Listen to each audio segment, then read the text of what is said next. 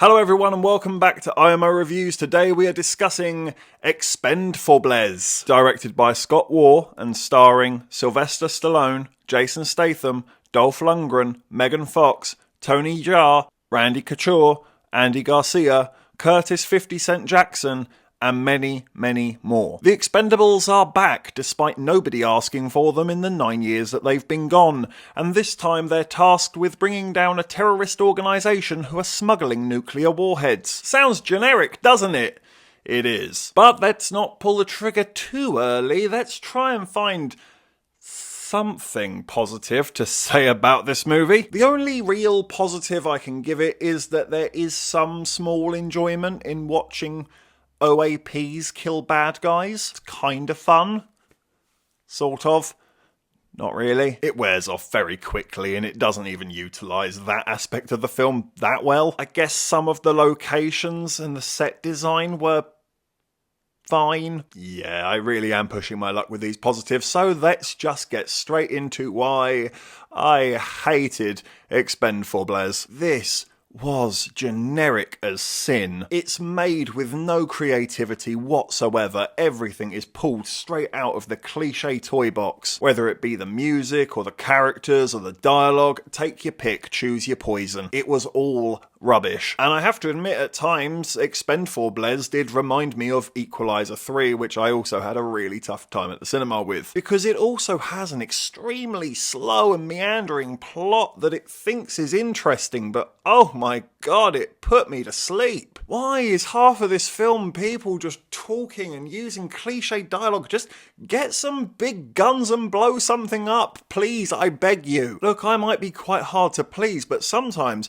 I just want a movie to be John Wick or The Raid or Expend4bles. Just let me switch my brain off and just go mental with the guns, the bullets, the blood, the gore, the limbs go flying. Just give me loads of that and I'll walk away somewhat satisfied. But no, they're literally struggling and failing to deliver that nowadays. The violence was just so tame in this movie. There's barely any gore whatsoever. And all of the action falls to Jason Statham pretty much. There's barely any Sylvester Stallone in this movie, which is very disappointing. All of the violence pretty much just resorted to people being stabbed in the neck. Like, honestly, it happens so much I honestly lost count. It's boring. There's no choreography to it. It's so detached and choppy. I hated the editing in this movie. Nothing felt cohesive. Nothing just stayed in position for longer than a second. It's cut the whole way through, and it's just numbing. It's not even good enough to be compared to the old Expendables movies, which are nothing to write home about. They're maybe a 4 out of 10 at absolute best. They're fine if you switch your brain off. Few beers, big pizza, why not? But there's honestly moments in those previous movies that have stayed with me whether I like it or not. I don't know which one it is, but when Terry Crews turns up with that big ass gun that's just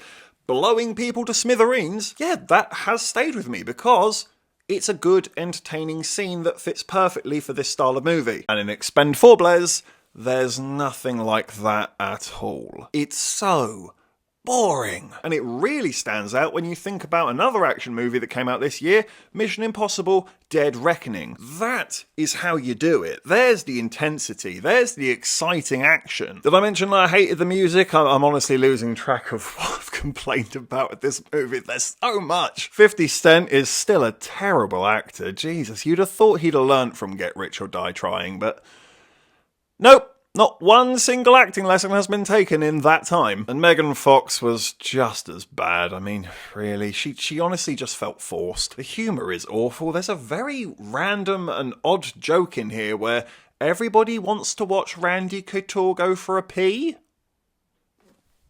I don't know. The villain is basically non-existent. He really is that dull. There is no lasting impression from him whatsoever. It's so outdated. Some of the effects, oh my lord, there is a scene with Jason Statham on a motorbike where it's embarrassingly obvious that he is just on a green screen. I thought Jason Statham was this big superstar. Like, just ride a motorbike. Surely you can ride a motorbike. And frankly, with how much showtime that Jason Statham gets, I can't help but think that that's probably what screwed this film over. That he had it somewhere written in his contract that he gets to do this, whereas Dolph Lundgren and Randy Couture have to literally be locked in a room doing nothing. It's ridiculous. And if you haven't guessed already, I am absolutely giving Expend4bles a 1 out of 10.